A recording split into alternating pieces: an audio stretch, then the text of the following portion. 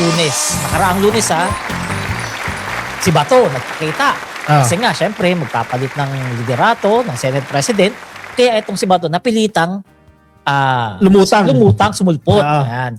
Ngayon, napalitan nga itong si Tito Soto. Ang sabi naman ng mga majority, kaya raw nagkapalit ng kasi nagkataon lang naman daw at hindi raw ito para sa impeachment, para hindi nila harangin. So ngayon, dahil nga nandun si Bato, nagpunta yung kawani ng NBI kasama si Trillanes para arestuhin hanggang sa nagkagulo-gulo na. Pagdating ng Miyerkules, ayun na nga, nangyari ang sinasabi nilang drama of the century sa Senado. At may mga best actress ng FAMAS. Kanina lang si Pia Cayetano. Mahirapan si Judy Ann Santos doon. O kasi si Judy Ann, kapag nagdadrama sila, Nora Honor, pag nagdrama talagang bigay na bigay. Yung isa walang luha Kasi diba? Malaman na nagumusta. Pero walang luha-luha. Ayun ang mahirap. Paano ka magbibitaw ng mga ganun salita na hindi mo pinipigilan mo lumabas yung luha mo? Yun ang mahirap. Diba? Alam mo, talagang sobrang pangit ng optics na nangyari sa Senado. Kaya yung backlash na natatanggap ng ating mga senador, yung kasama sa Duterte 13, sobrang tindi. Kaya umabot na sa sitwasyon ngayon kung saan dinadaan na lang sa iyak-iyak at pagdadrama ang nangyayari dyan sa Senado. Dahil nakita nyo naman ang social media kung paano sila binash, kung paano sila criticize, kung paano binalahura ang kanilang pagkatao. Dahil, palagay ko, dahil sa maling paninindigan. Gumanon pa Bakit hindi kayo naniniwala sa amin? The Senate was under attack! Is muna. Nagkamali pa ng tenses. Nagkamali pa ng grammar, imbis na awas, ginamit niya, isok na inulit niya. Parang nag-take to siya. Ito mga kababayan, ito nangyari sa Senado. Patawa-tawa lang kami rito, pero seryoso po ito. Kasi first time nangyari itong nakakahiya ngayon Senado, itong Senado natin. Kasi kung titingnan nyo, balitang-balita ito sa maraming pahayagan, balita buong mundo, sa buong mundo. Balitang-balita yung Senado natin na kesong araw, nagkakanlong ng kriminal, kaya ganyan, balitang-balita. Tapos yung putukan na nga, first time daw sa history ng Senado. Buong mundo yata na Senado.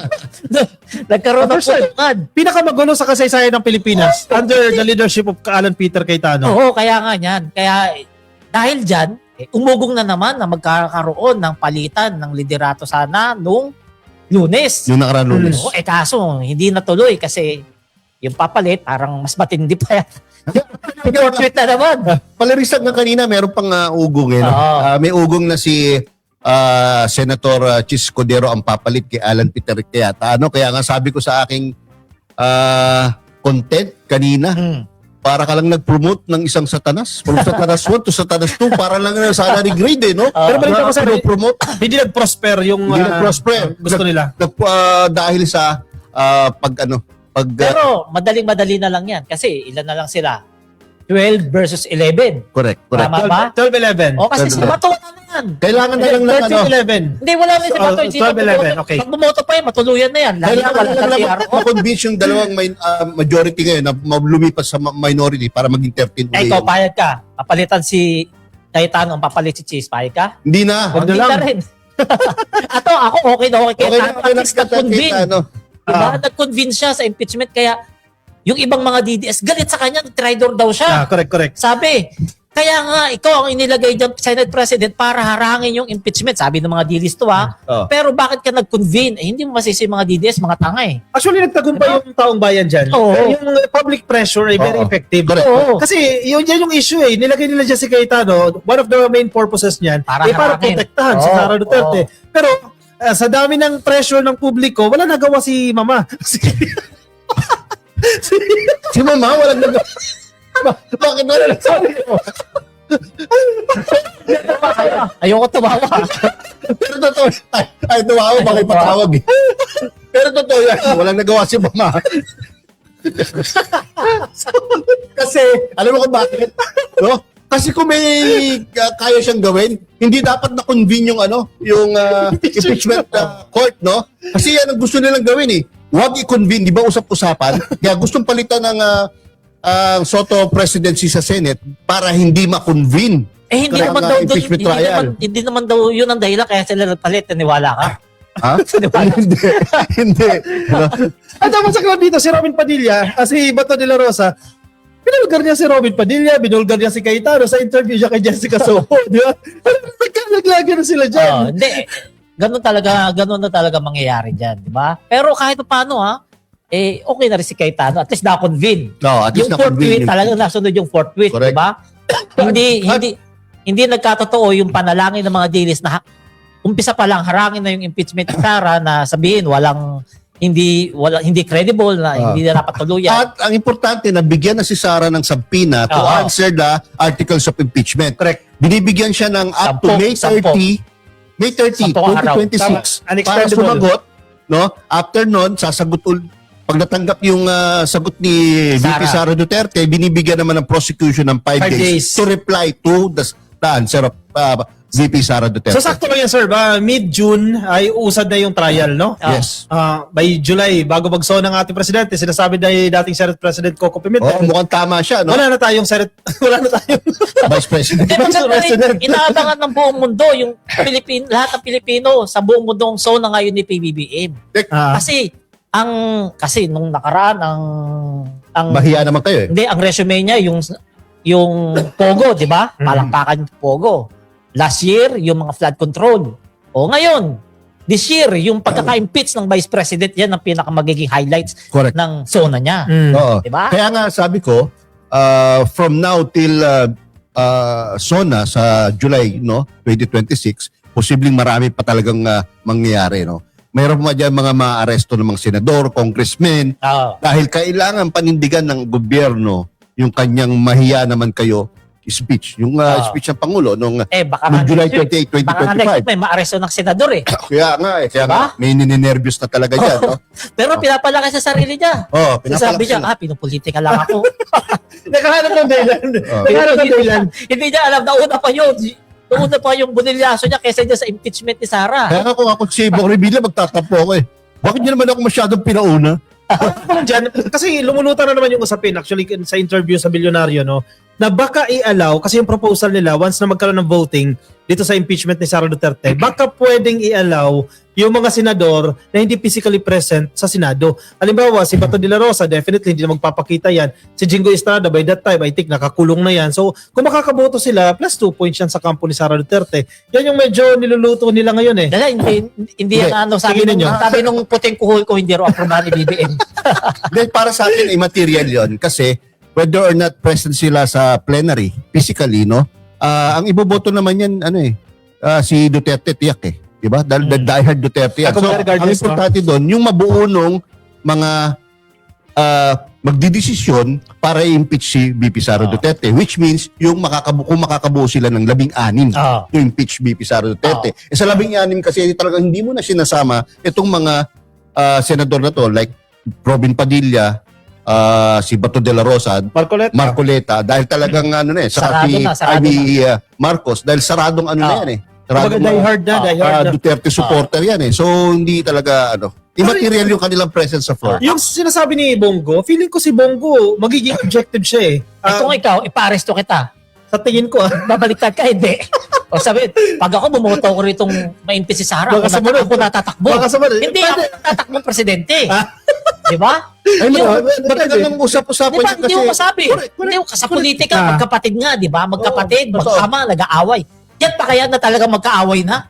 In politics, there are no permanent enemies or friends, only permanent interests. Hindi mo masabi, malay po si Bogo, pa-impeach siya talaga. Siya talaga pang laban. Di ba? Mas madaling talunin. Hindi, pero ako seryoso mas ako, yung 16 mahirap talaga maabot Mahirap yan. maabot yun. Ipagpalagay na, hindi ma-impeach si Sara. Ako okay na ako ron. At least, lumabas yung bangko niya. Bank transactions. Mabuksan yung mga bangko niya, yung maipakita lahat ng ebidensya, yun ang matindi ron. kumbaga panalo pa rin ng taong bayan. Panalo. Diba? Kasi, So tayo na lang magdidesisyon. kasi pag makita, yung sinabi ni Trillanes na mga bilyon-bilyon, tapos makikita sa bangko niya mismo, sa bank book, naku, mahirap palusutan niya. Ako Diba? hindi ako nawawala ng pag-asa na ma-impeach siya at makukuha yung 16. Alam mo kung bakit? Kapag lumabas yung mga ebidensya laban kay VP Sara Duterte, no? to the point na ang isang senador na meron pang inaasahang future sa kanyang karir sa politika, mahihirapan siyang mag-against sa ebidensya na lalabas. Correct. Oh. Correct. Diba? Kumbaga hindi ko itataya yung aking political capital, no? Oo.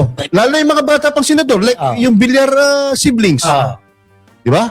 Hindi nila itataya. Ayan, tingin ko mahahatak pa yan eh. O kaya nga, mahatak pa. Si Pia Cayetano, mahatak pa yan. Kung magiging objective si Pia, Si Pia dahil... Si Robin Padilla, si gaya ni Robin Padilla. In fairness, kay Pia Cayetano, wala naman siyang history na katulad na kay Bato de la Rosa. Di ba? Hindi, si Robin Padilla, ganun na rin. Bata pa, hindi na mahahatak talaga. Yun, kaya hindi ako nawawala ng pag-asa. Kaya importante, yung sinasabi natin noong mga nakaraan pa, na to put pressure sa mga senador na to, na tumingin sa ebidensya at hindi sa political color. Hindi, ganyan mangyayari niyan, pre. Sana, no? Sa ngayon, Duterte pa sila. Pero pag nandiyan yung matitibay na ebidensya, mahihiya yung mga yan. Correct. Kasi yung grupo na yung prosecutors natin, yung grupo ni Kong Jervil Luistro, matitindi. Very confident sila eh. Sa damakmak yung ebidensya na ipipresenta nila eh. Abogado lahat. Na-interview natin si DS Janet Garin last week, no? At very confident siya, yung confidence level niya napakataas na itong prosecutors, 11 sila, no, na galing sa Congress, at dadagdagan pa yan ng mga competent private prosecutors. Kayang-kaya nilang ilatag ang lahat ng ebidensya na magpapatunay na nag-violate si Sara Duterte ng konstitusyon at itong nag-betray siya ng public trust at kumuha siya ng pera sa kaban ng bayan. Ang galing ng strategy nila, no? Bawat article of impeachment, may mga abogado na rin na magtatanggol. May lead. Panelista, importante din yung focus eh. No? Para kabisado nila yung kaso. Tapos ang lead si Kong Jervil, no? Yung pinaka-overall prosecutor. Tinanong ko nga sino yan? In-interview si Ma'am Janet Garin, Congressman Janet Garin. Tinanong ko nung last time na, ma'am, tatayo ba yung kaso, yung impeachment sa Senado? Naka-high heels para sa sobrang tayo. Naka-high heels pa. Parang naka 9-inch heels pala yun. Sobrang tayo ka, Sobrang naka-high tayo heels. ng mga ebidensya. Ganun katikas. Ganun katindi ang ebidensya. Pag gano'n na lang, mag-resign na lang si Sara Duterte. Kasi kung, alam natin lahat yan. Alam ni Sara Duterte na mukhang dihado siya dyan. So baka mag-resign na lang yan. Kahit mag-resign siya, damaged goods na siya. Hindi na tayo sa mananalo sa 2028. Hindi, tuloy pa rin kayo. Hindi, ititigil yun. Matitigil na yun because wala ka nang impeach eh. Nag-resign na impeach eh. Di ba? Wala ka nang tatanggalin sa posisyon niya as Vice President. So matitigil yun. Feeling ko. Pero dapat kahit matigil yun, lumabas pa rin yung ebidensya kahit in the form of kung ano yung pwedeng ibigay sa media na ipakita sa taong bayan. And sa parang kaso, yung mga ebidensya pwede mo magamit yun. Ombudsman. Katulad yung pwede. Yung bank accounts, no? Merong yung SALN niya. Di ba? Yung palang, impeachable offense na eh. Di ba? Sa tingin ko, dahil as per, di ba, yung computation natin, may 2.88 billion na net cash inflow na dapat nasa SALN niya base sa reports na pinakita ng AMLAC. Pero sa tingin ko, aagapan niya yan. Bago siya mag-resign, aagapan niya yung hindi mabuksan yung bank account niya. Posible. Kasi siyempre, pag nag-resign nga naman, tapos na impeachment, hindi mabubuksan yung bank account. Pero pwede nga naman ikaso yung para mabuksan pa rin yung bank account. Kumbaga sa pa lang, kasi apat yung articles of impeachment. And I suppose, no, pag nag-proceed yung trial, magsisimula sa Article 1, which is yung misuse of public fund. Yung Article 2, yung unexplained wealth eh.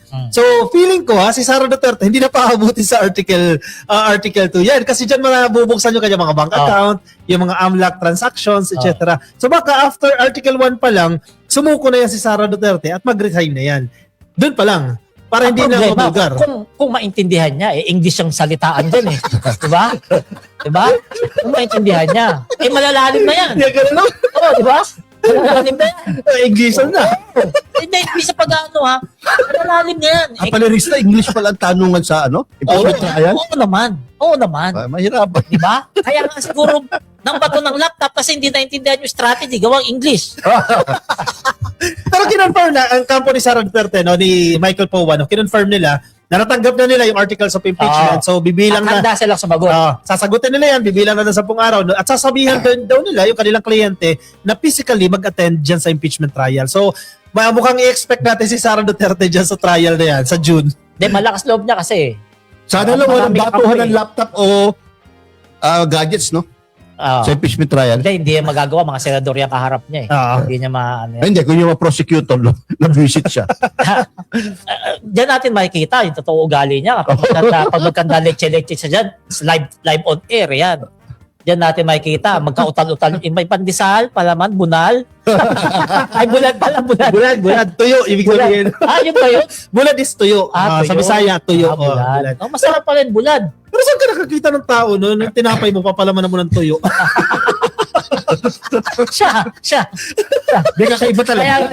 Kaya hirap mag-English Kakopy, kakaiba talaga. Subukan ko. Baka yung effect ko hindi makapag-English. Hindi makapag-English. Pero mo, tinapay mo, pandesal mo, ang nakapalaman, tuyo kayo. O kaya, daing. Hindi baka nagpapatawa lang siya nun. Kasi posible naman yun. Hindi, may cheese whiz naman. May cheese whiz. May cheese whiz pala. Oo, bali nakapalaman yung bulad doon sa cheese whiz na may pandesal. Yun. Pero makatatanggap pa kung Spanish sardines, Pandesal, Okay, Spanish sardines, di ba? Hindi, pag social yun Simple lang sila Oo. Yan, magbabayan ha. O, basa tayo ng comment. Basa tayo ng comment. Simpleng bilyonarya. O, basa do. Dami Cruz. Oy, umabot ako. Yan, welcome po sa Salamat PBBM Podcast. I-share nyo muna ito mga nakikinig sa atin sa share Facebook. naman ng I-share nyo para dumami tayo. live po tayo sa Facebook saka sa YouTube. Paki-share lang po Sige ang pa, ating Lex. Comment pa. podcast. Maria Estrella Plateki, Solid Marcos forever pa rin. Watching from Chicago, Illinois. Happy viewing po sa inyo. Hello, Mama Maria Estrella Plateki. Ito si Raquel Laino. Good afternoon po mga sir watching from Kuwait. Ito si hirap ng basahin. Bima Baltasar, X01. 733. Di ba pasok sa rebellion yung ginawa nila? Saan na yun? Hindi naman Saan? siguro. Saan na yun, Lex? Rebellion. Siya, si Ate Okay, Vicky basta. Desiderio. Hi, Ate Vicky, shout out. Hanggat hindi nauubos ang demonyong Duterte crime family sa gobyerno, hindi matatahimik ang Pilipinas. Sabi ni Etsing Mariano. Totoo din naman. Sabihin nyo na naman, sabi ko yan na... Okay, say. Naka-ninja na face na tapos XXX pa ang kanyang Sige sir, basahin mo na sir. Di ba pasok sa rebellion yung ginawa nila? Nag-live for public uprising, nagdala ng long firearms at nagpaputok resisting the authority to enforce law ay klaro pasok sa elemento ng rebellion. Palagi ko po hindi. Mukhang Hindi po kasi multo lang naman yung binaril Hindi naman yung gobyerno ang kanilang Anino? hindi nagkaroon lang po sila ng script ng konting drama. Drama lang. Eme lang. Comment pa, Lex. Comment. Ayan, si Ronald Doterdiado, maupay nga gabi. Oy, kababayan, waray no, maupay nga gabi. maupay? Magandang gabi sa iyo, no? Mula Magandang dyan sa gabi. Kingdom of Saudi Arabia. Happy Ito, viewing po. Victoria Estuesta. Hello sir, good afternoon. Watching from Dubai mga sir. Ito, sabi, dahil, asan na yun? Sige, Lex. Yan, tama. Sabi ni, Roger Rando. Roger Rando, yan. Dahil naman yan kay Sara, kaya nagkagulo ang Pilipinas. Paano kasi? Nangaagaw ng peso. Oy, tama po yan. Actually, Hindi kasi nakapaghintay. Hindi makapaghintay. O, hindi na nakapaghintay. Malaki isa na rin dyan yung maisog. Oh. Kasi nung kampanya yan for 2025, napakaingay nila. Dinala nila si Digong dyan. Napakadaldal ni Digong. Di ba kung ano na sinasabi ni Digong? Yan. Lumobo na. Lumaki na. Sino ngayon ang kawawa? Ito, basahin natin to. Sabi ni, yan, Lex. Hindi, yung sa baba. Yan. Sige. Mga idol, pakisabi naman kay PBBM palitan na si John Wick Remulla. Puro lang press Si conference. John Wick. Sabi ni Darius Don, 9872. Si John Wick. May John Wick. John Wick. Ewan ko. Para actually, kahit di na po namin sabihin dahil sobrang daming tao, politiko na po nagsasabi na Ito. kailangan palitan. Hindi na ako to. Yan. Ayaw Jay Sales, suki natin to. Ang mababasa, sabi. Ang presyo po, kaya lalo kayo pupogi. Gupit. Bagong gupit si Paler sa sabi ni MJ Celes, hindi po nagsisunungan kaya wag niyo i-kick yan ha. Ang bait to ngayon yata. Sabi niya lang. Mukhang Di ba Sot, ang bait ni SP yata ngayon Senate President Bakit? Anong pinakita niya sabi natin? Kalmado. Feeling ko rin na pagsabihan sila ng presidente. Kasi kung mapapansin mo nag-session sila ng Monday ata ito, no? Medyo kalmado na sila Medyo feeling ko may nag-intervene na ayusin niyo yan. Kasi sira yung imahe No, sinabi ni BBM, Huwag nyo inuogag ang tao, ha? Oh. Pansinin mo, Nagsasalita kaya na gano'n si PBBM. nagtaka ka nung nag-convene ang impeachment court, Oh. diba pinanood natin, wala man lang nag-object, di ba? Oh. Wala nag-motion man lang na I object, etc. Lahat sila, sige, go with the flow Kaya sila. nga galit yung mga DDS kay Hindi, Cayetano. naramdaman kasi nila yung galit ng taong bayan. Oo. Yung backlash sa kanilang ginawa, talagang palagay ko, umu-epekto eh. Dahil yung mga babaeng senadora, si Pia Cayetano, saka si Loren Legarda, mga matitikas na, matitigas na senador yan, hindi naman basta-basta iiyak yan eh. Pero naramdaman nila yung galit ng taong bayan, Oo. yung backlash, yung criticism sa kanilang ginawa. Kaya, yan, dinadaan nila Oo. sa drama, Tanong nyo kayong dinadaan dalawa. nila sa paiyak-iyak. Tanong nyo kayong Baka dalawa. sakaling makabawi sila sa taong Opinion bayan. nyo ha, ano sa tingin nyo, drama o hindi? Drama! Drama, 100%. Kasi-memorize yan. Yung totoong pakiramdam ng takot, alam niyo yung reporter ng Channel 5, yung habang nagbibideo, nagkakaputukan yung reaction niya, takot na takot. Oh, correct. Is Aimee, eto po, linulusob na po kami. Tapos ako kay Amy, nag-hashtag pa. Nakakaasar eh, di ba? Nag-hashtag pa, sayang, abuse. Hindi. Diba? Ang hashtag niya ito pito, hashtag Amy Solution, hashtag Amy O, diba? Marcos, hashtag Amy. Pag takot ka na, pag sinusugod na kayo, pag Mag-hashtag ka ba? nakakabarilan, makukuha mo mag-type-type ng hashtag para sa views? At saka makakapag-buffet ka pa ba? Oo, hindi Hindi ka na. nakakapag-buffet. Kasi tatawanan pa sila doon. Oo. Unfortunately, andun pa si John Wick tumatawa. So, hindi, yung optics ba, lahat ng ginawa nila sa Senado noong May 13, 2026 ay talagang bad optics. Oo. Kaya talagang hindi po papasa, hindi po tatanggapin ng taong bayan yung kanilang mga ginawa. Kaya mas mataas ang ratings ngayon ng tiwala ng tao sa Kongreso kaysa sa Senado. Okay. Yun, hindi mo masisisi ang Oo. taong bayan. Dahil ang ginawa ng mga congressmen, no, kahit yung mga Mindanaoan, sa Ah, more than 70% ginawa, ng mga trabaho nila. Mindanaoan congressman, no, sinunod kung anong nasa konsensya nila, kung anong nakita nila sa ebidensya at hindi ang kanilang political interest o personal interest. Actually, no, yung mga minority senators, ano din medyo inis din sila kasi hindi lang naman ang nasira dyan yung majority. Hindi lang naman ni Alan Peter Cayetano yung nasira dyan. The entire institution, yung Senado ng Pilipinas ang nasira, yung imahe niya. Kaya nga, yung dalawang nag-abstain, pumadig na sa minority. Diba? Dahil nga yan doon, sabi nga ni Migs Na-convince sila, no? Di sabi nila, nauntog na ako ba yun? Sabi, Si Si Migs, na-realize Then niya. na-realize nila sobrang balik na ginawa inano ng taong bayan sa kanila. Oo. Di ba? Tapos ang term pa ni Alan Peter Cayetano, under my term, hindi nasira ang Senado. Hindi natibag. That's the term, no? Di ba? Eh, Tibag. sobrang alam nila yan, sobrang nasira ang Senado yan. So, dito naman tayo sa impeachment ni BP Sara. Ito talagang excited na ang taong bayan na makita ang itsura ni BP Sara na humarap sa Senado habang nag-i-English na pautal-utal. Naghihintay na ang mga kababayan natin dyan. Kasi kung matatandaan natin, nung nakaraang Lunes, tawa ka naman ng tawa yan eh. Naisip ko kasi, ang laki ng kinita nito sa tungkol sa English sa akin. Sobrang, pag minus mo Uy, na wala, abuse yun ha, makakala ng isa sa ano. pag minus mo na sobrang dami ng views nito. Alam natin na, nung Lunes, na tuluyang na-impeach si BP Sara sa ikalawang pagkakataon. Na-impeach siya sa botong 257, puwabor ang mga congressman. Kahit yung mga Mindanaoan congressman, hindi na nila inisip kung mananalo sila susunod dahil sa pagboto nila ng pabor sa impeachment. Basta para lang sa kanila, gawin ang trabaho nila at sundin kung ano ang tama. Ngayon, dahil umakyat na ang impeachment sa Senado, nag-aabang ngayon ang taong bayan sa mga kilos ng mga senador nato. Kaya yung mga senador hindi pwedeng pawarde-warde kayo, pa-relax-relax, Correct. pabayas-bayas. Ay, nako, tapos ang career mo, lalo na kung re-electionist ka ngayon. Sino ba mga re-electionist ngayon? Dami, sila Loren. Si Loren, yan. Loren, electionist Cayetano. yan. Si Rafi Tulfo, re-electionist yan. Robin, Pero, Padilla. ano yan? Si Robin, correct. Si Cheese. Si Cheese. Oh, re-electionist Si Jinggoy. Cheese. Si Jinggoy. Oh, si Jinggoy, yes, Hindi na re-electionist yan. makakampanya, nakakulong na malamang yun. Sino pa ba? Hindi magkasagay. Bart Villar. Mark Villar. Hindi, si Jinggoy, second term yata eh. So, Kasabay ni BBM yan, 22. Oo, tama. oh. Kasabay Hindi, ibig sabihin, second term Hindi, niya. first time niya ngayon kasi First time niya. nung 2021 nag-raffle Yeah, yan. natalo sila magkapatid nun. Oh, Okay. Oh, so may isa pa supposedly siya. tapos si Mark Villar. Nako, dami pa lang mga senador ang re-electionist na boboto sa impeachment ni BP Sara. Kaya tayo bilang Pilipinong matitino, babantayan natin etong mga senador nato.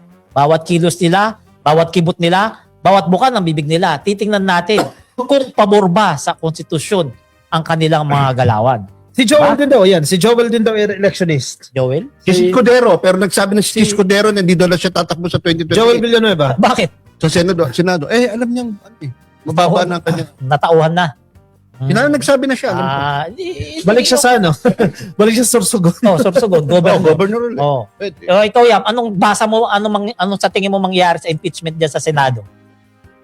Ang inaasahan ko diyan, no, ay may lalatag talaga lahat ng ebidensya laban kay VP Sara Duterte at inaasahan ko na marami pang mangyayari, no, na hindi natin inaasahan. Kasama na yung mga senador na sa tingin natin ngayon ay pro Duterte na posibleng bumaliktad. Correct. Oh. Ito, exciting ito lalo na sa mga media organizations, sa mga content creators. Sana nga i-allow yung mga yung mga vloggers, mga content creator, bigyan ng access. Kasi nabutan ko kay Corona, that time, nasa media organization ako, napaka-busy. Kasi ang dami mga nagaganap, ang dami mga development. Sana payagan tayo makapag-cover, no? Kasi, syempre, yung may mga doubt din naman sa mga mainstream media na medyo hindi rin patas yan magbalita. No? So, malaking bagay na i-allow tayo dyan sa impeachment case ni Sara Duterte. Kasi, importante yung taong bayan ma-inform dito. Tulad na sabi ni Paler kanina, regardless kung ma-acquit o ma-convict si Sara Duterte, panalo pa rin tayo dyan once na mabuksan yung mga ebidensya. So, dapat malaman ng taong bayan kung ano yung nangyayari dyan. Si Jokdo ba kasama ba sa 11 na prosecutor? Yes. Kasama siya. Kaya pala nasabi niya na lahat ng mga ebidensya na nakita natin doon sa Kongreso, sa committee hearing nila, surface of the skin lang daw yun. Kumbaga, babaw lang. Babaw lang. Kumbaga sa balat, ito lang yun. Meron pa palang matitinding ebidensya papakita nila, ipipresenta doon sa Senado na sabi, dapat abangan ng taong bayan. Kasi alam ko gagamitin din yung yung findings nila ng Quadcom, yung investigasyon ng Quadcom, gagamitin nila Kasi maraming mga testimonya doon, mga official ng DepEd. Example na lang at ang OVP, yung bribery. Yung mga daming evidence na inaasahan ko dyan. Example, yung mga bank transactions. Yung daan-daang milyon na pumasok sa kanilang bank accounts kay VP Sara Duterte at kay Man Scarpio, di ba? Umabot yan ng 6.6 billion or 6.7 billion, no? Pero cash inflows and cash outflows total. Na yun. Ano? Kay BP Sara, umabot ng 4.3 billion, tapos 1.5 billion, 4.3 yung cash inflow, 1.5 yung cash outflow, which means meron siyang net cash inflow now 2.8 billion. Yun natira. Oo. Ngayon, kapag nasa Senado na yan, nasa impeachment trial na yan, aalamin yan kung ano yung mga transactions involved dyan. Bakit nagkaroon ng mga billion-billion na transactions? Maintindihan kayo ni Robin Padilla yan. Saan galing? Aalamin yan. Di ba? Ano ba to? Transfer, lalo na. Karamihan ata dyan, meron pang tinatawag na manager's check or cashier's checks. O sinong bumili ng manager's checks? Sino nagpondo sa cashier's check? So yan lahat, lalabas yan. No? Ang problema nga, yun nga, maintindihan kayo ni Robin Padilla. Kasi si Jingo Estrada nag-aaral na Nakita mo ba? Halatang niloloko sarili. Nagbabasa-basa na article of impeachment tapos saka pa nagbabasa niya. Sino? Si Jingo. Halatang niloloko sarili. Ano lang for PR purposes lang, for media lang talaga no? Yung style niya, style ni Mo Kauso niyan Nung na-appoint sa OO ba yun? Sa DW? Kunyari nag-aaral ng mga law book, mga pang law school. Wala Wala talagang si Lito Lapid. Tahimik lang pero may article ako nakita na mas marami pala siyang trabaho. Hindi, maraming may pasa na batas. Sponsor batas kaysa kay Peter Cayetano. Totoo kaya yun? Totoo yun. Kasi hindi naman gagawin kasi nungalingan yun. Hindi mo naman pwede dahil base sa records ng tahimik lang, no? Oo, tahimik lang. Hindi, pero in fairness. Pero umahati ng balay pag pumuti. Totoo. Uy, inabot yun. Pero ano mo? Inabot ko, alhalo ka. Inabot ko yun. Alam ko yun, John. Saka yung bala na nagbabangking. Yung may Leon Guerrero, papatamahin sa bato, tapos magre-ricochet. Di ba, alam mo yung isang bala? Kasi isang bala tatapatan niya ng kutsilyo yung baril niya. Bakit? Paglabas ng bala, dalawa na. Diba? Yung kalaban niya, mas matindi. Pagputok ng kalaban niya, yung pagpangkudkod ng yelo, ng keso, yung marami. Puta, pagputok, ang daming lupa sa bala. Wala yan, meron. Kutsilyo, nakatali. Kutsilyo, nakatali. Ginaganon. Pag tama kay Joe, kunwari, ahatakin niya pa yan. Pag hatak niya, tatama sa'yo. Tapos, ang balik doon, gaganon lang siya, papasok rito, di ba? Di ba? Ay, mabuhay ang pelikulang Pilipino. Kaya mahal si Lito Lapid ng taong bayan kasi yung mga pelikula niya talagang hindi ka panipaniwala. Pero in fairness, malaking bagay yung ginawa ni Lito Lapid. Pero si Senator Lito Lapid at least may paninindigan. Correct. Yeah. Kahit it's very convenient for him to join itong new majority, itong Duterte 13 nga, no, hindi siya sumama dyan. Correct. At nag-stick siya kay Senator Tito Soto. Hindi, alam mo kasi si Lito Lapid parang mahihiya pa eh. In-interview nga pre, Nahiya ang sagot niya, no? Hindi, sa ano eh. Di ba, kumandidato nung Joke lang yun, ha? 2025 midterm elections, sinama siya sa BBM sa ticket niya. Di ba? correct. Tapos, magkumpare pala yan. Si BBM, Si BBM saka si Lito Lapid. Kaya pare ang tawagan yan. Kahit yung sa campaign, pare ang tawagan nilang dalawa. At si Mark Lapid, na anak ni Senator Lito Lapid, ay nasa administrasyon. So sa palagay ko, yun ang mga considerations. Kaya si Senator Lito Lapid nag-stick with Senator Tito Hindi, Soto. kilala naman natin si Lito Lapid doon. Wala naman tayong nabalitaan dyan ng mga alingas-ngas eh. issue ng Diba? corruption, no? Wala Wala. pa nabalitaan sa kanya, no? Yun lang talaga, yung paghati ng balang fake news talaga. Wala ba sing AI, no? Hindi mo kalimutan, di pa palirista eh. Pero totoo nga yun? Nasa pelikula yun? Ano ko mo, Julian Valiente sa YouTube. Kung ako kay Julian Valiente. Kung ako kay Bato de la Rosa, gagawa nila akong pelikula eh. Gagaya ko si Lito Lapid eh. Correct, yung ganong klase pelikula. Diba? Ay, magustuhan ng taong yung mga bayan. ano rito, yung mga senior citizen, alam nila yan, sigurado na panood nila yan. Julian Valiente, baka nakipila pa sila sa sinihan Yan sa niya. Hieronimo, paborito Ito ang Hieronimo. suggestion si TPL, nakikinig sa atin sila Bandera, no? Oh. Dapat si Lito Lapid ang gawin nilang Senate President para tumahimik ang Oh, yan. Senado. Oh, tama si PPL, si Morin. Yan, tama. Good suggestion. Very good. Diyan pala yung Ayan. suggestion. Tama, oo. Oo nga, ba't hindi kaya natin i-vlog yan? Ay, maganda kanya yan. Mamaya, sarili ni Palerian. Kasi, syempre, pag silip mo lapid, di ba? Oh, pag upo pa lang, ganun na kagad pa ako. Adjourn. Wala na sa siya. Wala na. Tahimik talaga. Sino ba makakabalad na po? Adjourn na. At least tumahimik yung Senado, no? Oh, yan. Babaya tayo. Pinapatawa lang po namin kayo para naman medyo mabawasan ng tensyon sa mga nangyayari sa Senado dahil kung siseryosohin po natin ang nangyayari sa Senado, baka masira ang ulo natin. Sabi ni Mishi. Magaya tayo sa Duterte 13. Sabi ni Michi, mas okay si Kiko Pangilinan maging SP palaban. Oh, tama naman. Pili ko hindi rin mangyayari kasi magiging divisive yung presence ni Kiko Pangilinan. Medyo maraming sobrang magagalit Oh, siguro. so, mamaya tayo magbasa ng comment dito. Pag-usapan muna natin. Record-breaking Guinness World Record na baha sa Davao. Konting Ganda. Singapore. Ang sabi, wala nang ulan pero bakit bumaha?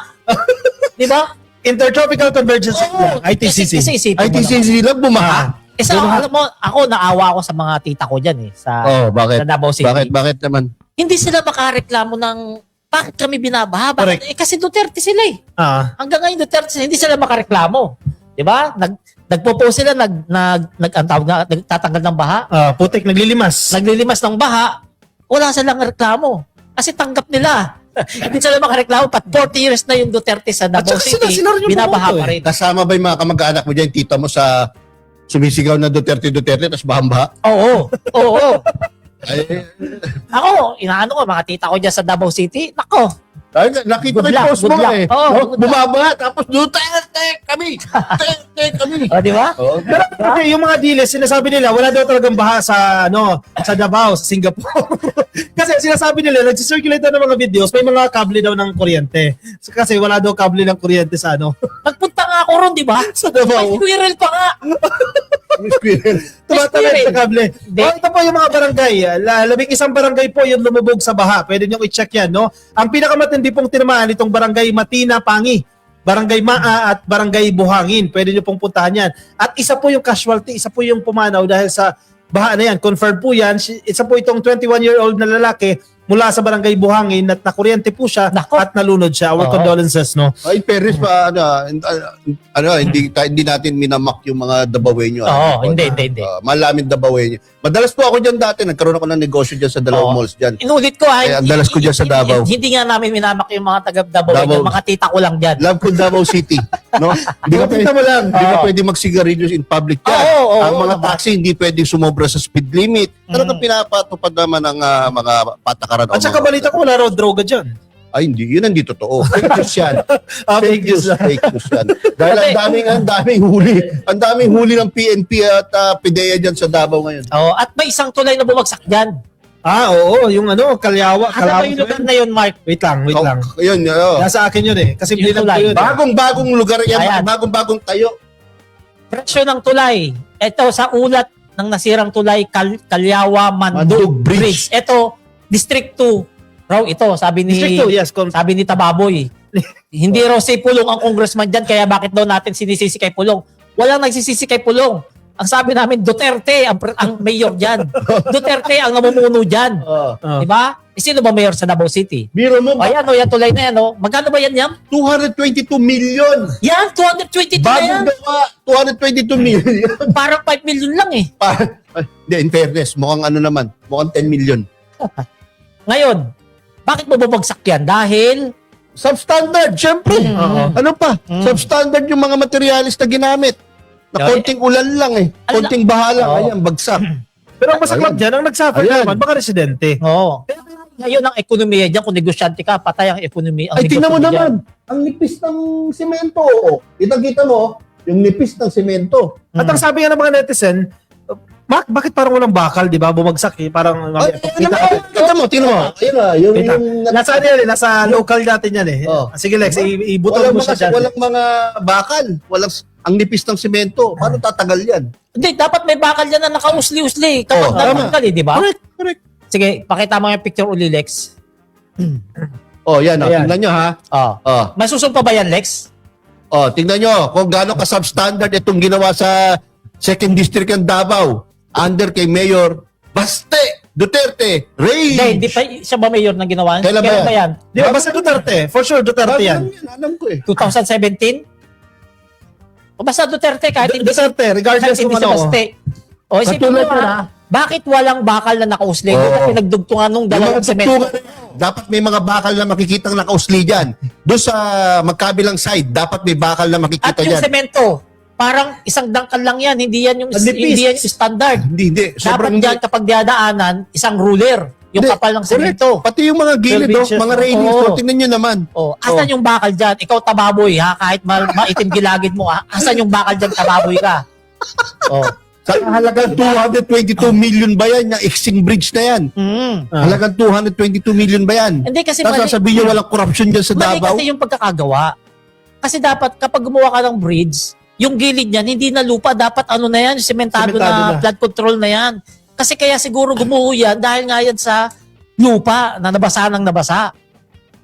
Ang masaklap dyan, again, residente. Ang masaklap 7,000 dyan, po. 7,000 ba? 7,000 po ng mga residente ang direktang nahiwalay o isolated po sila ngayon sa sentro ng lungsod dahil ito sa kanilang pangunahing daanan, no? At ang solusyon ng DPWH, ito na naman tayo, no? Ayan, Problema ng dyan previous admin at gobyerno na naman ang gagastos. Dagdag uban na naman kay Vince Dizon yan. Dagdag gastos na naman po yan. Magtatayo muna ng pansamantalang Bailey Bridge para po makadaan yung mga tao habang inihanda po ang pondo para sa permanenteng bagong tulay.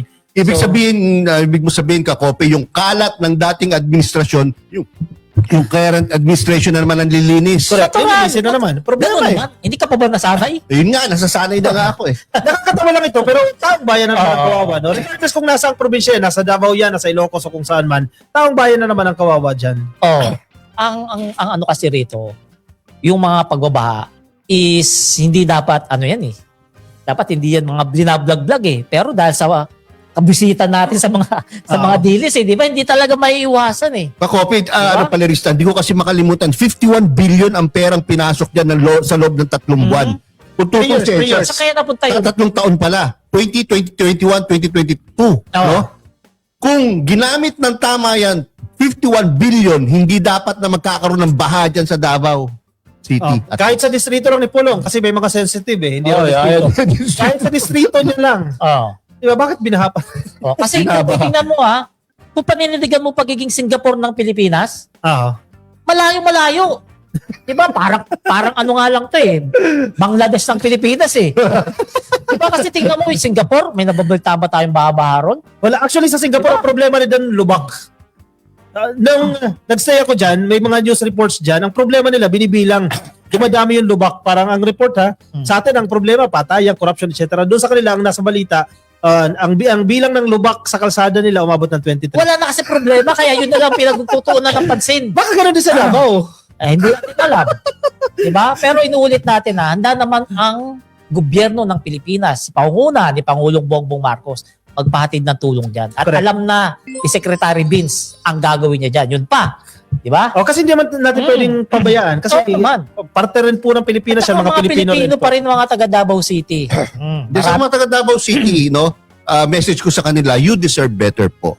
Kung sa palagay niyo po ay yung current administration dyan sa Davao City ay hindi na tumutugon sa inyong mga pangangailangan sa serbisyong deserve nyo, Kailangan mag-isip-isip na rin po tayo. Hindi po dahil sa matagal na sila dyan o di dahil sa napatahimik nila dyan, sila na lang forever ang magpapatakbo ng Davao City. Kailangan din po natin mag-isip kung anong mapakakabuti sa mas maraming Pilipino dyan sa Davao City. Yan. Sige. Ang tunay na laban ngayon sa mundo ay tungkol sa artificial intelligence, semiconductors, advanced manufacturing, clean energy, data infrastructure, at trusted global supply chains. At sa unang pagkakataon, matapos ang mahabang panahon, seryosong sinusubukan ng Pilipinas na magkaroon ng tunay na pwesto sa future ng economy ng mundo. Sa ilalim ng Pax Silica at ng planong Economic Security Zone sa New Clark City, gustong itulak ng administrasyon ang Pilipinas mula sa pagiging exporter lang ng labor at hilaw na yaman tungo sa pagiging bahagi ng high-value industries. Bahagi rin ito ng mas malawak na Luzon Economic Corridor na magduduktong sa Subic, Clark, Manila at Batangas bilang isang interconnected economic at industrial corridor ng bansa. At lalong nagiging seryoso ang proyektong ito dahil hindi biro ang mga bansang nakikitang may potensyal sa direksyong ito ng Pilipinas. Kabilang dito ang United States, Japan, South Korea, Singapore, Australia, India, at iba pang major economies na malalakas sa technology, semiconductors, manufacturing, logistics, at artificial intelligence. Ibig sabihin, hindi lang Pilipinas ang naniniwala sa potensyal ng proyektong ito. Kapag tuluyang umusad ang buong vision na ito, posibleng bilyon-bilyong dolyar na investments, malaking infrastructure projects, high-value industries, at libu-libong trabaho ang pumasok sa Pilipinas sa susunod na mga taon. At sa ganitong direksyon, dapat maintindihan kung bakit mahalaga ang economic vision ni PBBM. Agree man o disagree ang iba sa kanya politically, mukhang naiintindihan ng administrasyong ito na mabilis lang nagbabago ang mundo. Hindi na sapat ang murang labor lang. Countries now compete through technology, innovation, digital infrastructure, energy security, and industrial ecosystems. Kung hindi sasabay ang Pilipinas ngayon, baka maiwan na naman tayo sa susunod na economic revolution. Ito ang kaibahan ng Pax Silica sa nakasanayan nating proyekto sa politika. Hindi ito simpleng ribbon cutting. Hindi rin ito instant ayuda na good for headlines lang. Ang ganitong klaseng vision, minsan mas makikinabang pa ang susunod na henerasyon kaysa mismong administrasyong nagsimula dito. Pero yan ang tunay na nation building. Ang mas malaking tanong, tutuloy ba ito ng susunod na administrasyon? Dahil isa sa pinakamalaking kahinaan ng Pilipinas ang kawalan ng continuity. Kada may bagong presidente, madalas binabago lahat. Projects are abandoned. Priorities are reset. Long-term direction disappears dahil sa politika at personal na bangayan. Kaya importante man na makapili ng tamang leader na papalit kay PBBM sa 2028. Malaking bahagi ng kinabukasan ng Pilipinas ang nakasalalay kung sino ang magpapatuloy, magpapalawak at magpapahusay sa vision at direksyong sinimulan ng kasalukuyang administrasyon. Kapag nagtagumpay ang Pax Silica, posibleng dumating ang panahon na hindi na lang kilala ang Pilipinas bilang bansang nag-export ng nurses, caregivers, domestic workers at seafarers. Posibleng makilala tayo bilang bansa ng innovation, advanced industries, high-value manufacturing at strategic technology partnerships. At kapag nangyari yan, baka balang araw maaalala si PBBM hindi lang bilang Pangulo sa gitna ng magulong panahon ng politika, kundi bilang leader na tumulong ihanda ang Pilipinas para sa susunod na economic era ng mundo. Dahil minsan, ang tunay na sukatan ng liderato ay hindi kung gaano kalakas ang ingay ng politika, kundi kung gaano kalayo ang kayang ihanda ng isang leader para sa kinabukasan ng kanyang bansa. At baka isa ang paksilika sa mga proyektong balang araw, sakalang lubos na maiintindihan ng mga Pilipino kung gaano pala ito kahalaga. Yan po ang ating editorial ngayong araw. Sana na gustuhan nyo, sana naintindihan nyo. Kung meron po kayong mga suggestion, question, o comments, pakilagay lang po sa comment section ng ating post na ito. Hanggang sa muli. Pero bago yan, pakifollow po ang aking bagong FB page, Yayam 2.0. Maraming salamat po. Bye! Sarap na upo mo Silica, no?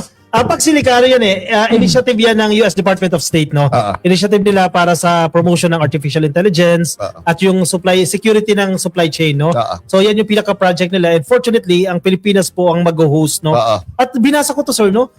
More than 20 companies na yung nagpakita ng interest na mag-i-invest sila dito sa project na yan. Hindi, may actual investors na, no? Yung isang araw, kinikwento nga ni Congressman Brian Poe, no? Na merong Canadian company nag-invest ng ilang 100 million. 100 million dollars. Hindi, $100 million peso. Oo, para sa project diyan. No, ito yung Luzon Economic Corridor, no? Nakasama ano ba yung mga kasama doon? Yung Clark New City, no? Tapos hanggang sa Batangas 'yan, no? So anong ibig sabihin nito sa ordinaryong Pilipino? Trabaho, di ba? Trabaho 'yan, and definitely investment 'yan, foreign investment. Lalago po ang ating ekonomiya. Hindi pa man natin mararamdaman ngayon yan. Yes, yun nga yung But sinasabi eventually, natin. tayo po ang makikinabang yan. Ang ine-expect na investment dyan, ka-copy, sa abot ng 100 billion within the next few years. $100 billion. No? And yung mga investors dito, billion companies to, $1 billion yung worth ng mga kumpanya na mag-invest mga bansa yan? Amerika. Ang US, marami ng bansa sumali dyan. No? Pero ang mga matitikas na immediate na kasama dyan, ang United States, Singapore, Japan kasama. South Korea, Japan. Yes, India. No? Puro talagang highly industrialized countries, no? Kasama so, dyan. dito makikita ko yung vision ni PBBM, no? Hindi lang yung pang ngayon, Hindi lang pang ngayon. Sa mga susunod na henerasyon. Baka hindi pa natin maramdaman to ngayon, yung sa mga susunod na henerasyon ang talagang makikinabang dito sa Paksilica na to na proyekto na ginagawa ng gobyerno natin. Kaya nga importante, ka-coffee, na isusunod na Pangulo ay itutuloy ang vision na ito ng Pangulong Bongbong Marcos. Why? No? Sayang. Sayang kung pag nagkaroon ng bagong administrasyon sa 2028 ay ika-cancel o hindi tayo magpa-participate na dyan. Sayang naman. Ang problema niya, ang problema. Kunwari, kung mapalitan si BBM ng isang Duterte. Si Sara. Eh di syempre, bias sa China yan. Sasabihin, wag to. Pumupogi si BBM dito, wag itigil tong pox virus na to. Correct. Kaya importante. Hindi, tuloy-tuloy na yan. Dahil initiative nga ng United States yan. No? In fact, kakaumpisa pa lang yan. Kaya talagang ang benefit niyan, makikita ng Pilipinas sa mga susunod pang taon. Maaaring hindi agad sa panahon ni PBBM. Pero nag-uumpisa na ngayon. Dahil pumapasok na po ang mga investments para dyan. Ang pinaka gusto ko dyan, alam nyo, yung mga pinoproduce nating mga raw materials, mga value metals, valuable metals like nickel, chromite, chromite, pinoproduce natin dito sa ating mga minahan, tapos ine-export agad nang walang processing. Correct. With that pack silica, dito na rin ipaprocess. Kasama din dyan yung cobalt, kasama din yung copper. So tayo na mismo magpaprocess. Yun ang napakalaking bagay. No? Dahil kapag tayo na mismo nagprocess, syempre, mangangailangan ng mga tauhan yan, Trabahador. mga trabahador. So, ang Pilipino ang makikinabang sa sarili niyang raw material. At bawat proseso, bawat steps dito sa Pilipinas, may tax din yan, gaya sa ibang bansa, di ba? Kung pre-process mo yan, may tax, may kita po ang gobyerno. Oo. So, win-win solution po ito para sa gobyerno. So diyan mo makikita si PBBM Visionary talaga. kahit maingay ang politika natin dito, nakapokus pa rin siya kung paano ayusin, paunlarin ang ating ekonomiya. Tama. At isa na to sa mga proyekto at trabaho ng ating magaling na presidente. Kasi ang sinasabi ng ibang mga dilis, mga criticism nila dito, mas magiging ano na naman, kumbaga issue na naman ito ng pagtatampo ng China sa Pilipinas dahil pinabura na naman natin ang Estados Unidos. Parang di ba, ang gusto nila, dahil lang Amerika, wag bawal sila magtayo ng ganitong initiative o magsagawa dito sa Pilipinas dahil magagalit ang China. Pero isipin mo ha, ang China at ang Amerika, yung kanilang mga presidente, nagkita lang ng isang araw. So kung ganyan lang yung ating mindset, wala mangyayari sa atin. Mindset lang ng mga dilis yan. Correct. Mindset lang ng mga dilis yan, hindi na China. Maniwala ka sa akin. Kasi alam nyo yung China, yung mga Chinese, nung nagpunta ako ron noong February, wala silang pakialam sa West Philippines Sea. Correct. Hindi nga nila alam ng mga ordinaryong Chinese ang West Philippine Sea. Ang issues sa West Philippine Sea. Nakakaalam lang dyan, yung mga sundalo, yung mga Coast Guard empleyado nila. ng gobyerno siguro nila, yung mga gobyerno Coast Guard lang. dyan. Pero yung mga military. ordinaryong Chinese, wala silang pakialam dyan sa West Philippine Sea. Kaya mali yung sinasabi ng mga dilis na tampo-tampo. Hindi pa bumasaya yung dilis dito sa idudulot na magandang sa ekonomiya natin, etong Paxilica na to. Di ba yan? Tama, tama. Diba? Kaya yan. Abangan po natin yan at dapat malaman ng taong bayan yan para naman makita nyo kung gaano ka-visionary ang ating Pangulo, kung gaano siya mag-isip ng, para sa kapakanan ng mga Pilipino. Okay. Huwag natin sayangin yan. Yep. May isa ka pang topic, sir. Ang next topic natin, ay nako, ito kasi, no, makayayam, ka-BBM, yung naging 48 ASEAN Summit, no? Napakaganda nang nangyari dyan. No? Dyan sa Lapu-Lapu, Cebu. Kumbaga, para sa akin, perfect yung pag-host ng Pilipinas sa ASEAN Summit ngayong taon na to. No? At nakita kung gaano kagaling, kung gaano ka-hospitable ang mga Pilipino, at kung gaano tayo mag-handle ng events such as ASEAN Summit na yan. Ang problema, kakapalirista ka copy, natabunan nung nangyari sa Senado. Kaya gusto ko lang sabi ko sa ating producers, banggitin uli natin ang ASEAN Summit at mag-update tayo kung ano pang mangyayari sa ASEAN Summit dahil nga meron pang sunod-sunod na events ang ASEAN Summit na ang Pangulo ng Pilipinas ang chairman sa taong ito. Correct. Diba? Katulad ng sa November, meron pang ASEAN Summit uli, no? At magkakaroon naman ng turnover para sa susunod na Host country. host country, which is Singapore. So ano ba yung kahalagahan ng ASEAN Summit sa Pilipinas? So unang-una, yung mga bansa na kasapi dyan, madali tayo makakapagnegosyo sa kanila. Pangalawa, makakapagtulungan tayo sa seguridad ng bawat bansa natin. Kasi magkakalapit lang tayo. Oo. Pangatlo, magkakaroon ng pagkakaisa yung mga bansa na mga miyembro dyan. Patunay dyan, yung pag-aresto kay Tebes. Exactly. Example. Doon sa East Timor, di ba? Tama ba? At Timor-Leste. Timor-Leste. Tama. Bago maging lehitimong miyembro ang Timor-Leste, nagpakitang gilas. Nagpakitang gilas sila para maka-qualify talaga sila para maging member lehitimo ng ASEAN na yan. Kasi yun, pati pagkakahuli kay kay Alice Go, Indonesia din yan. Mas naging mabilis. Kasi ang ASEAN, may 50 years na po yan. No? Actually, yung Timor-Leste, nabanggit din ni Palerno, bago ka maging parte ng association, ng Association of Southeast Asian Nations, halimbawa itong ASEAN, magiging observer state ka muna. Ang Timor-Leste, medyo matagal po yan. Ang proseso bago maging miyembro ka, 10 years more than 10 years yan. So, observer state ka muna. At dito sa Pilipinas, officially, naging miyembro po itong Timor-Leste. Kaya kung titingnan yung presidente nila ng Timor-Leste, talagang happy-happy. Happy, no? Bibong-bibo di ba? Tuwang-tuwa siya sa mga kababayan natin. Nakikita niya talagang magiliw sa kanya yung mga kababayan natin. Nakikita, hospitable yung mga Pilipino. Kaya ganun na lamang yung tuwa niya rin. Ikwento ko lang, no? Kasi ang East Timor, yung roommate ko kasi nasa Myanmar ako, no? Matid ako ng conference. Yung roommate ko, taga East Timor. Ang East Timor kasi, bagong lang yan bagong republic lang yan. Kasi matagal sinakop yan. Alam mo kung bakit nila gusto maging miyembro ng ASEAN? Kasi napakaraming benepisyo. Geographically, kasama natin siya Sa lokasyon na yan, di ba? Yung sa connectivity issue, magkakatabi lang tayo. Kapag nag-miyembro ka ng ASEAN, yung free trade agreement, walang tax. Magpapasok ka ng produkto, yung mga negosyante nila doon, mas may bibenta, mas lalawak yung kanilang merkado. Kaya gustong-gusto nila maging parte ng ASEAN. Kaya tama ka, tuwan-tuwa yung kanilang presidente dyan sa East Timor. Kaya kasaysayan po yan dahil dito mismo sa Pilipinas nangyari po yung official membership ng East Timor. First time. O sige yan. Diyan sa ASEAN Summit, binigyan din ng Pilipinas sa paggamit ng digital innovation at AI sa agrikultura upang mas mapabilis na mantabayanan ng kakulangan sa pagkain at mapainam ang pamamahala sa kuryente. No? At nakuha ng Pilipinas ang suporta ng rehiyon para sa mas pinaigting at magkakasamang aksyon upang protektahan ang mga mamamayan ng ASEAN na naiipit sa mga pandaigdigang krisis at labanan katulad ng mga OFWs natin sa Middle East. No? Ano pa? At sinusulong din sa ang MSMEs at MICE tourism, no? Na ipakita ng Cebu, no? In particular yung Lapu-Lapu LGU. Galing, ganda. No? Ang kahandaan nito sa pandaigdigang diplomasya, no? Nabigyan ng spotlight ang local na turismo, mga magsasaka, mangingisda at maliliit na negosyo, yung mga MSMEs nga, yan ang nabigyan ng sentro dyan sa ASEAN Summit na yan.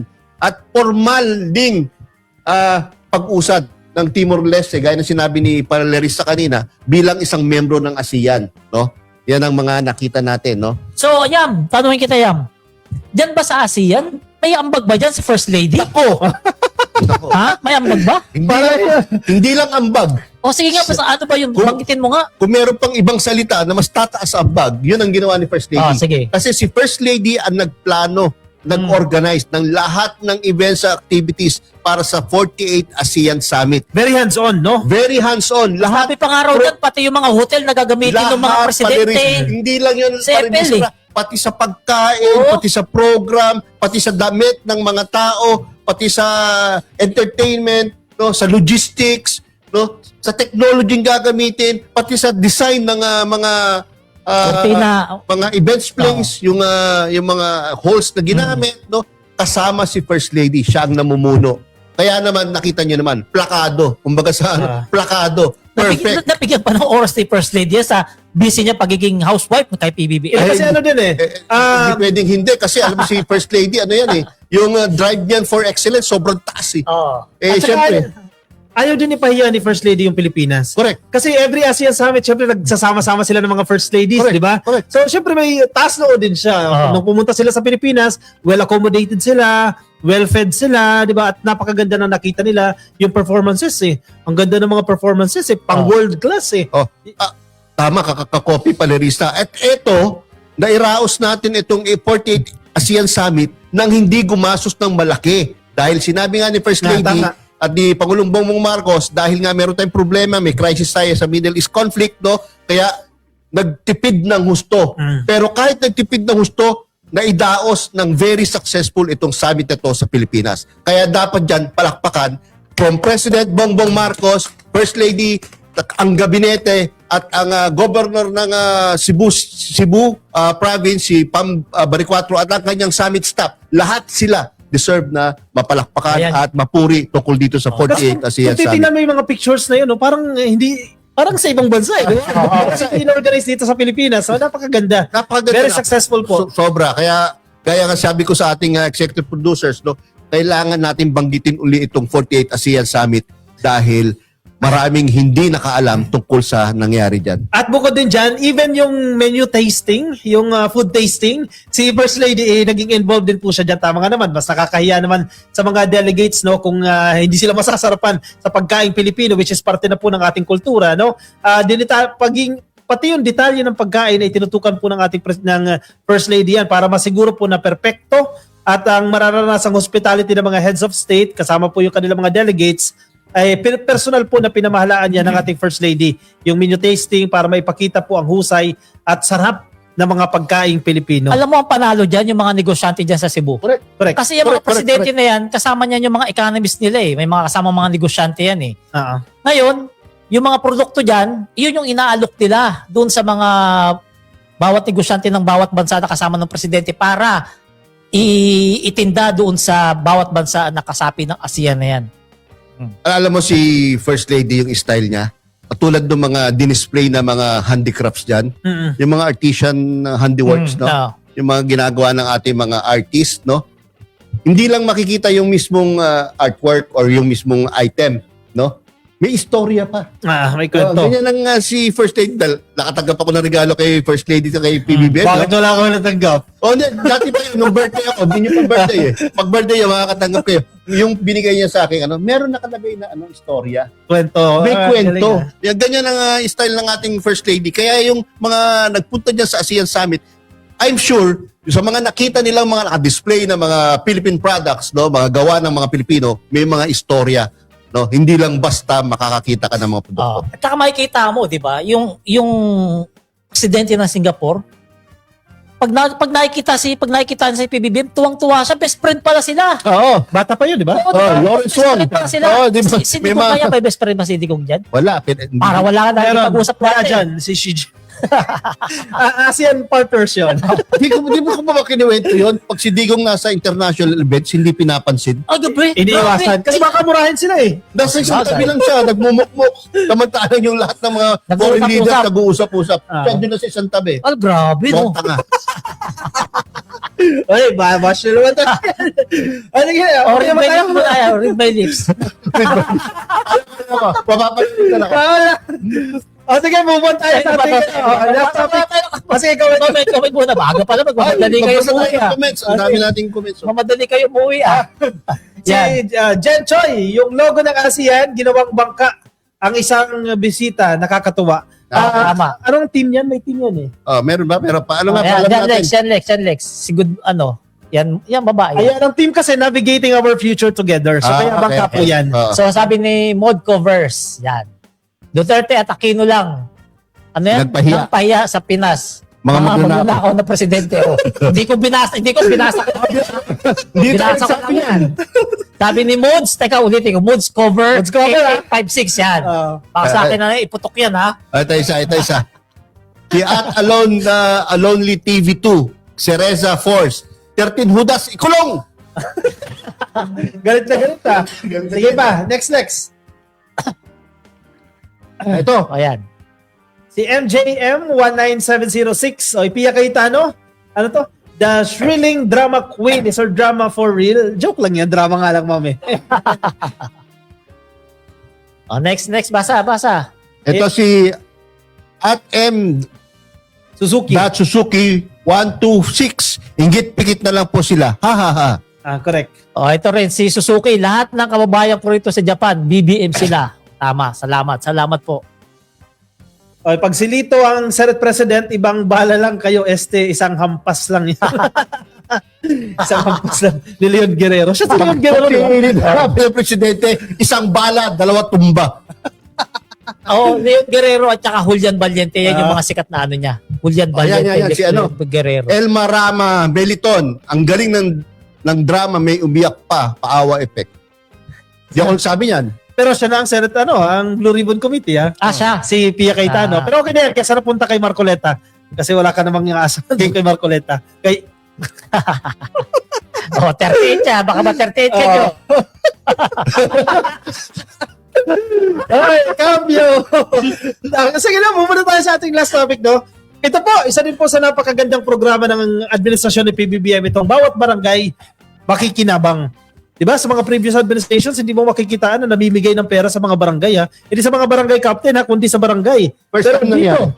First time sa kasaysayan po ng Pilipinas, ang presidente binigyan ng tag 200,000 pesos ang bawat barangay para po sa kanila mga projects. Hanggang sa pinakaliblib na barangay sa Pilipinas. Meron. 200,000 po yan. No? Ito po yung tinatawag nating bawat barangay makikinabang program o BBMP. Yan po yung pambansang initiative ng ating presidente ni PBBM na ang hangarin po nito mag-roll out ng 200,000 pesos po na financial assistance sa bawat barangay sa buong Pilipinas. Ang pondong ito po ay galing po yan sa Social Civic Projects Fund o SCPF at Local Government Support Fund o LGSF ng Office of the President para direktang mapalakas po yung antas ng pamumuhay at edukasyon sa bawat lokal na komunidad. Napakagandang programa yan. Sa pamamagitan ng programang ito, ang pambansang pondo ay hindi na kailangan pang dumaan sa mahabang proseso. Sa halip, direkta itong inaabot sa mga barangay officials upang mabilis na maipatupad ang pangunahing pangangailangan ng kanilang mga nasasakupan. Yan, latest rollout ng 200K kada barangay. Sa Cagayan, nitong May 15 lang, ng isang araw lang ka-coffee ha, kabuuang pondo po, pinasimulan po yung pag-abot ng kabuuang 164 million pesos po na pondo galing po sa SCPF at nasako po yung mga barangay nakatanggap ng tagto 200,000, ang 820, biruin mo ha, 820 na buong lahat ng barangay ha, sa buong probinsya, kabilang na po yung 771 na barangay sa iba't ibang munisipyo at 49 na barangay dyan po sa Tuguegarao City. Grabe, dami niyan, no? Edukasyon, may kabuuang 4,100 bagong Pilipinas barangay scholars. 5 bawat barangay ang nakinabang sa TIG 20,000 educational assistance. At namahagi din ng TIG 10 kilong bigas sa 114,333 na benepisaryo. Mula sa 3,000 mula sa Tuguegarao at 111,333 sa buong probinsya na mauulit bawat 2 buwan. Kaya pala, yung mga kamag-anak ko dyan sa Cagayan, masaya. Nakatanggap. Oo, dyan sa Gonzaga. Yan, Hindi mo sabi ka yung mga kamag-anak mo Duterte. Hindi, sa Cagayan, BBM yung mga yan. BBM. Sa katunayan, nandyan pala mami ko sa Gonzaga, Cagayan. Kasama niyo. Hello, mami. Kapatid niya si Tita Nana, Tita Beng, Tita Linda. Yan, shoutout sa inyo. Nasingit mo pa yun. Hello pala, yan. Shoutout sa inyo dyan. Yan. Ano kaya nito yung barangay scholar? Yung barangay scholar, kasi ang parang condition yan, yung half dapat mapunta doon sa educational program. So, yung half, ibig sabihin, 100,000, pipili ng 5 barangay scholar. Ito din mga patapos na. Nasa 3rd year, 4th year college na yan, usually nagkakaproblema. Pangbayad sa grad fee, pangbayad ng thesis, etc. So, hindi na sila mamumroblema. Kasi meron ng 20,000. Video. Pakinggan natin. Ulitin mo, Pakinggan natin kung sasabihin ng isang estudyante na nakatanggap ng 20,000 thankful din po assistance. kami na isa rin po ako sa mga scholar na nabigyan ng chance na makatanggap ng 20K para rin po magamit ng for thesis and OJT sa darating po na SEM din. Unang-una po, salamat po sa opportunity po na binigay niyo sa amin, mga estudyante na makatanggap ng 20K at maging isang scholar niyo po. Sana po sa mga susunod pa po na panahon, magpatuloy pa rin po yung mga yung ganitong programa kasi sobrang laki pong tulong na to sa mga estudyante na nangangailangan po, lalo na po sa mga graduating na students. Sorry po ba? I'm checking ma'am. Rice na binigay ng ating Pangulo na yung una naming natanggap is 10 kilo. Ito na naman, nasundan na naman. So medyo nakaminuso kami. Ang binibili na lang namin ulam. Kasi yung bigas niyang binigay nung last week lang is hindi pa ubos. 5 kami hindi pa ubos. Una, nagpapasalamat po kami. Buong samahan ko po sa TUDA, natutuwa dahil sa ginawa nyo. Magmula ng 5,000 at ito na naman may sunod-sunod na bigay ng bigas. Maraming salamat Pangulong Bongbong Marcos. Unang-una po, siyempre yung kita namin is talagang nagbawas po talaga siya. Ni-speak namin na iuwi namin sa aming tahanan ay dati inuwi namin talaga mga 500 or 600.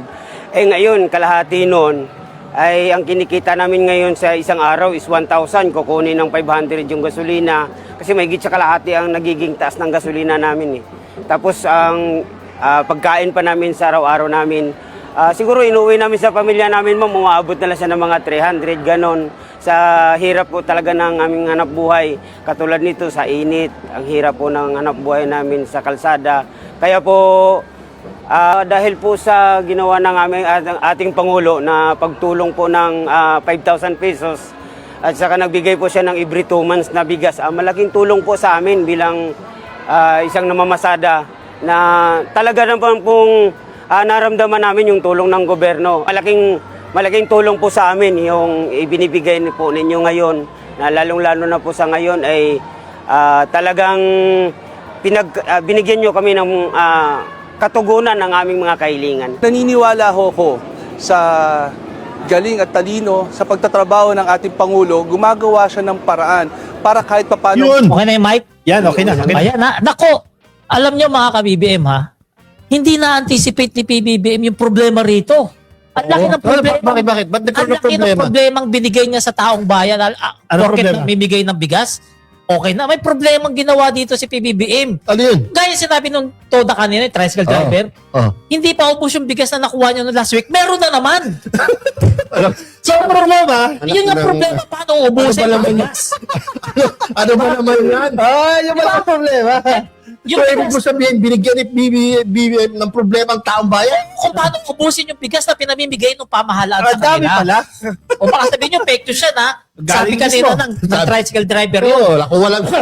Oo, yung bigas na binigay sa kanya nung last week, hindi pa ubos, meron na naman 10 kilo. Kaya paano ubusin? Chat nyo si Ka-Coffee. Bigay na sa amin yan. Ubos yan. Yan ha. Tatawanan lang tayo. Pero dyan mo makikita, sagana ang taong bayan sa pamumuno ni Pangulong Bongbong Marcos na hindi nagawa ng Hindi, kahit nag-comment. sino. Ibig lang sabihin na ang gobyerno ni Pangulong Bongbong Marcos ay talagang nararamdaman ng Oo, taong hindi kasi bayan. magnanakaw. Yun yun. Hindi pa kasi Yun. nanakawin. Hindi, imbis na pamigay sa tao, ibubulsa. Si PBBM, palibasa, hindi magnanakaw. Lahat sa tao. Nakita mo Ang ba yung programa. nangyaring reception or welcome sa kanya sa Makati sa Mandaluyong City? Di ba? Grabe ang sigaw ng Mga taong tao. bayan, no? Oo. BBM, no? Kasi Dahil sa Mandaluyong, nabigay din siya sa Makati. kaya nga. And even si Mayor Abi Binay, no? Tuwa. Tuwa. Nancy. Nancy Binay. Si Nancy Binay, sabi niya, bagamat malaki yung pondo ng Makati, mayaman yung Makati, at least hindi pa rin siya nakalimutan. Oo. Yan din naman ang mga sinasabi ng ilang Wala netizens, naman pinipili si No? BBM Hindi, eh. importante kasi doon yung nasa laylayan nga. Oo. Kahit naman Makati City yan, meron pa rin medyo hindi masyadong Well off, no? well off, no? Oo. May mga nasa laylayan pa rin. Meron Kaya pa rin yun ang dyan, meron pa rin. importante na binibigyan ni Pangulong Bongbong Marcos na oo. tulong. Okay. May Ayan. comment si Choi eh. Lex, ibuton niya natin yung kay Choi. Ang sinasabi niya yan, sinasabi ni Jen Choi, no? Speaking of 10 kilos na bigas, isa ang tatay ko na beneficiary, excited tatay ko kunin, humingi ng 500,000 pamasahe para sa akin. 500 pesos. 500 pesos para sa akin. Hindi naman yung top lang kung magkano yung presyo ng kukunin mo, di ba? Yung feeling na hindi ka kinalimutan, yung feeling na nandiyan ang gobyerno gagabay sa'yo, no? Ito kwento. Oh, yung feeling na first time mo makaharap ang isang presidente na nagbibigay ng tulong, totoong tulong sa mga Pilipino kasi hindi na niya ninakaw yung pera. Kung buhay pa yung nanay ko, ganyan din yan. Gusto Pipila niya din, no? Kasi natutuwa siya sa ganyan Ah. kapag meron siya nakukuha mga Kasi ito, yung mga ayuda sa mga ganyan. Tutuwa siya sa ganyan. mukhang si Jen Choi, mukhang nakakaangat-angat naman sa buhay na hindi naman kailangan ng ayuda, no? Pero yun nga eh, yung experience kasi, makita mo yung Oo. presidente ng harapan, di ba? Yung first time mo nakakatanggap ng tulong, first time mo nakikita na ang gobyerno ay talagang binibigay kung anong pwedeng o anong kayang niya ibigay sa tao. So yan ha, mga kababayan ha. Kung di ako nagkakamali, first time nagkaroon ng problema yung mga kababayan natin yan. Paano ubusin yung mga bigas na pinamimigay ni PBBM? Meron pa nung last week, meron na naman kasunod na 10 kilo kahapon. Kaya problemado yung tricycle driver na yun kung paano nga naman ubusin yung bigas. Isingit ko rin yung sa bigas ha. Update rin ito, ang ating presidente nag-set din po ng price ceiling, no? Sa presyo ng imported na bigas, hanggang 50 pesos lang po yan. Baka sinasamantala na kayo dyan sa inyong mga lugar, kapag imported po yung bigas, ang maximum na presyo po niyan is 50 pesos. Nako! Kung merong sobra sa 50 pesos, isumbong nyo sa DTI, isumbong nyo sa Department of Agriculture dahil mataas po ang penalty niyan. Totoo ba yung 50 pesos. panirista, mas mahal ngayon, mas mura ngayon yung imported na bigas kaysa local, Kasi na ani? ang tawag doon, bulto eh. Di ba, in-stop yan ng mga ilang buwan? O kaya bulto ngayon, naipon. So marami ang Oo. imported. Ay, mura na yung bigas ngayon. Sa tindahan ko, may tinda na naman ako ng tigti 32 eh. So bumalik na naman sa 32, meron na naman. Meron. So, Anong pinakamahal? Yung 50 pesos na lalabas. Yung mga 50, koko. Mga Baka ganun. hindi 50 Asmin. benta mo ha. Hindi. Wala nga ako 50. Wala siya 50. Mm. Kasi nagbebenta na ng bigas eh. Mamaya sumusuwa ito sa rin. Basta tungkol sa bigas. hilig eh. Basta tungkol sa bigas, si Palirisa tatanungin natin. Next. Wala lang, wala tayong topic. Wala, anong oras na ba? Tapos na. Maaga pa. Tinapos mo kagad ah. Isingit natin yung kay Bato de la Rosa. Yan. Hindi natin ito pag-usapan eh. Hindi natin Ang napag-usapan Korte Suprema po, nag-issue po sila ng desisyon kasi kanina nagkaroon po ng special session ang Supreme Court and Bancno at nireject nila, dininay nila yung petition o yung prayers ni Bato de la Rosa for a temporary restraining order doon po sa pag-aresto sa kanya ng International Criminal Court. Yung hiling kasi ni Bato dyan na pigilan o wag i-allow ang PNP, AFP, Immigration, DFA na arestuhin siya. Dahil sa kaso niya sa ICC. O ngayon nga, tinanggihan ang TRO. Ano mangyayari ngayon kay Bato? Pwede na siyang arestuhin. Oh. Kasi yun nga ang gusto niya sa TRO niya, wag siyang arestuhin eh. Pero the fact na hindi pinayagan ng Supreme Court yung kanyang prayer na tinatawag o yung kanyang petition, pwede na siyang arestuhin ng gobyerno ngayon. Lalo nang hindi makakalitaw yan. Dito lalabas yung sinabi ni Secretary Vida ng DOJ. Kapag nawalan na yun ng hindrance para arestuhin si Bato, no, dahil sa kanyang petition, no, dapat ilabas ng Senado si Bato dahil sila ang nagbigay ng protective custody. Exactly. Kaya yun ang sinasabi, yun ang ano diyan. Yun ang effect ng protective custody na binigay ng Senado kay Bato. So dapat i-produce ni Robin Padilla sa SP Cayetano si Bato ngayon. Kaya pala binabatikos na matindi ngayon si SP Cayetano pati si Robin Padilla kasi sila pala may pananagutan para palutangin dapat si Dapat Bato. ilabas nila yun.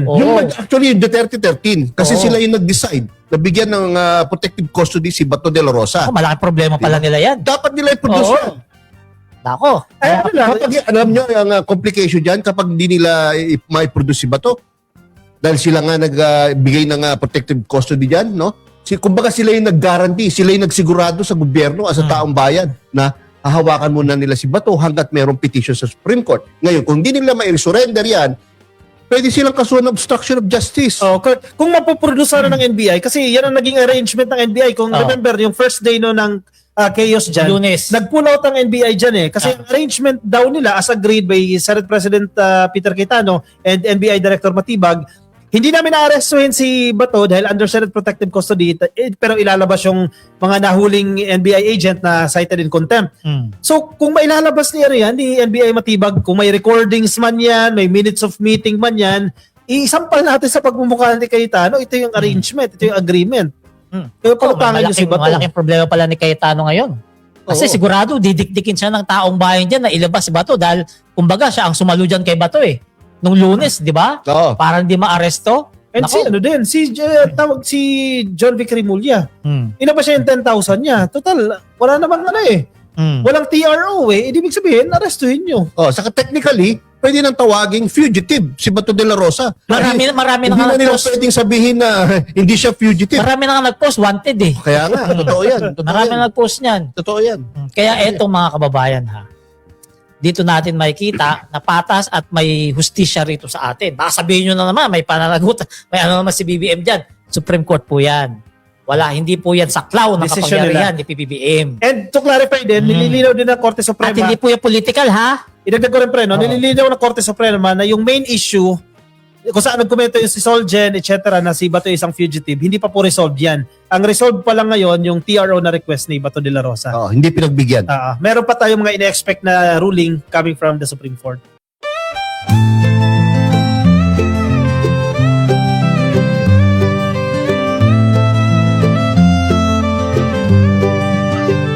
Sa bawat pagsikat ng araw, ikaw ay nandyan. Tinig mong matatag, sa amin ay gabay. Pag-asa ng bayan, pangakong totoo. BBM, isa kang totoong tao. Sa mahirap at api, ika'y sumusuporta.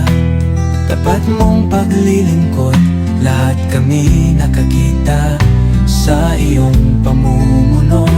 Bayan ay umaangat, bagong Pilipinas, pangarap ay tapat.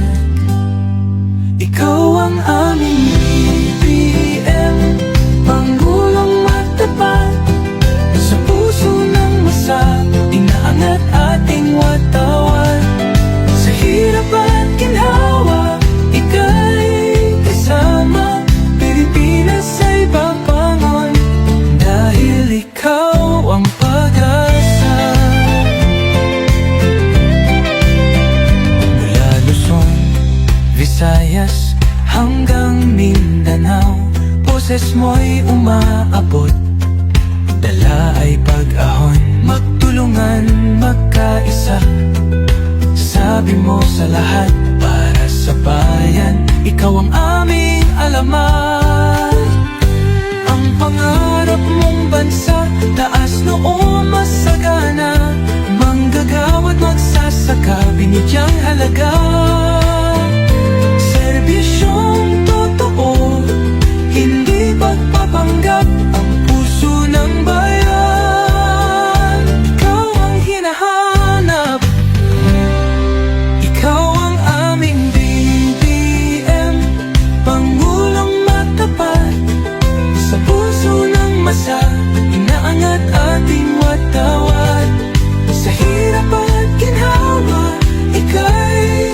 magkasama, Pilipinas ay babangon, dahil ikaw ang pag-asa.